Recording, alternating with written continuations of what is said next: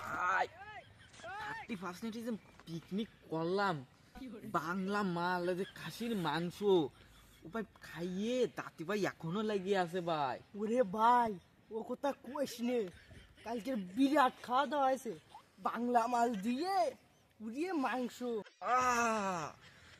নরম নরম কি টেস্ট ভাই, মাংসটা সেই ছিল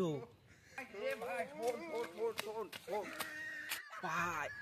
কালকে কি কব, নরম নরম মাংস মুই এখনো লাগিয়ে আছে, মনে হয় শুধু আমার খোসায়।